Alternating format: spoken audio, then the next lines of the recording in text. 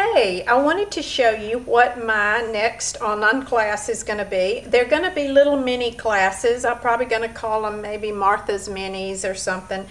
And the first one we'll do are these color drop flowers. You don't need to know a whole lot about watercolor to do this, but it's always nice if you've used watercolor before, and it'll help you. But if not, then I think you'll be okay. I do think you'll be fine. You can use the supply list.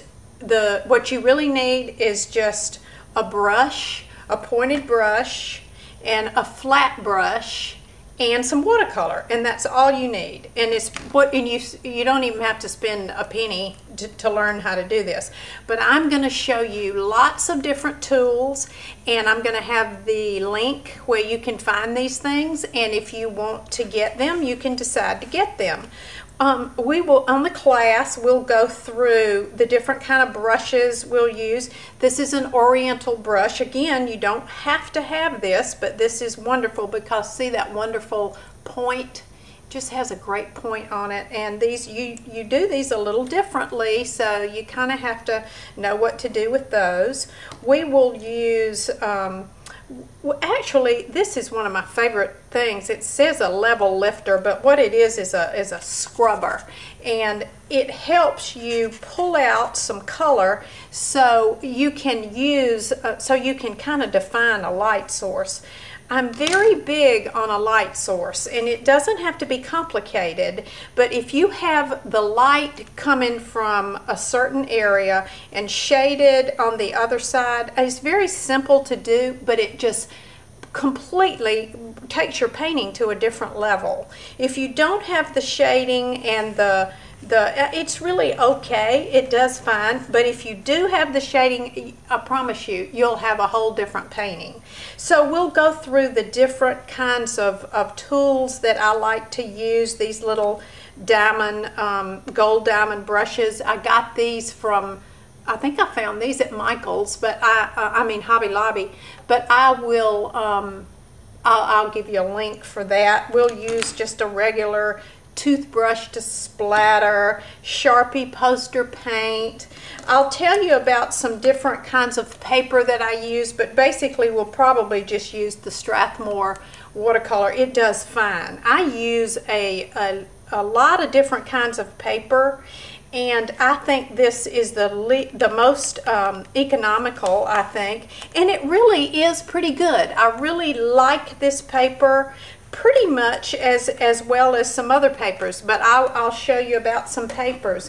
I'll also show you how we'll use some of these Dr. P.H. Martin's color. These are great. These are watercolors, and these also are Dr. P.H. Martin's, and these are, I love these. These are the transparent watercolor.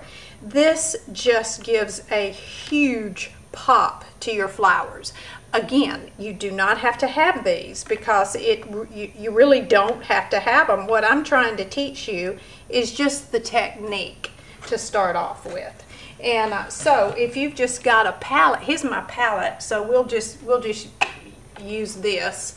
Or if you have a Prang or any kind of Cotman watercolors, those are fine.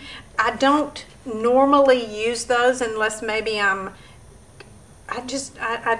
don't use the Prangs that much. Although the Prang is not bad. It's really not bad. I'm not crazy about the Cotmans because they sometimes tend to be a little grainy. But you know what? If that's all you got, I think that is great.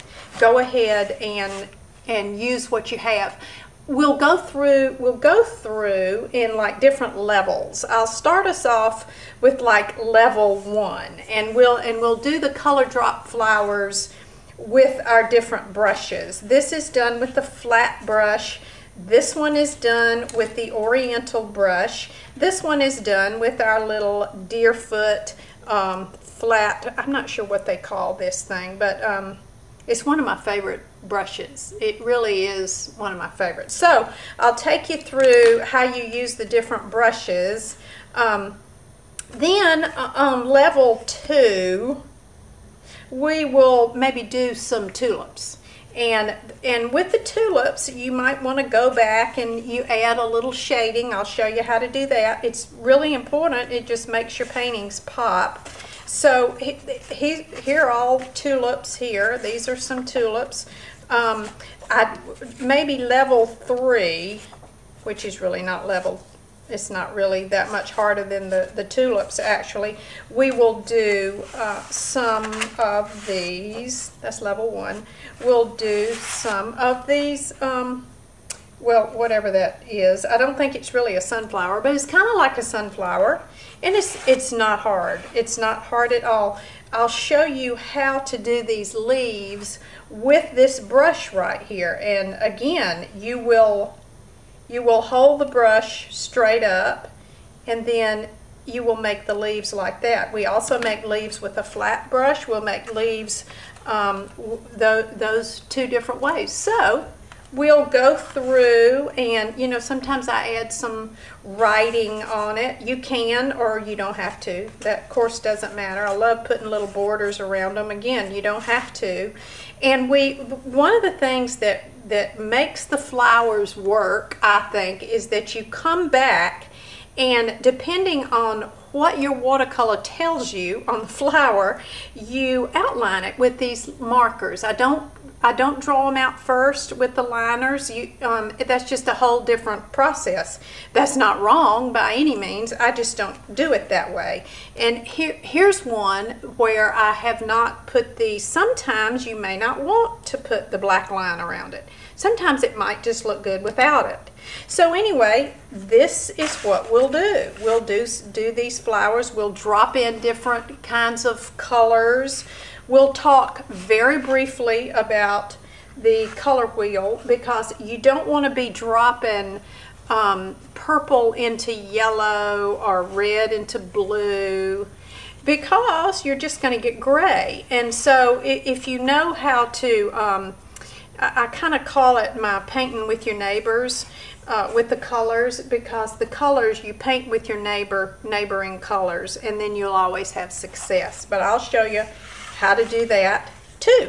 So this is the next little class, the first in a series of Martha's Minis, and I hope you'll join me when I get it up. I'm not sure exactly when I'll get it going, but soon, I hope. I'm all ready. I've got everything ready, so I just need to film it. So anyway, that's what I'm going to be doing, and I hope you'll join me when I get it up. Thank you. I'll see you later. Bye.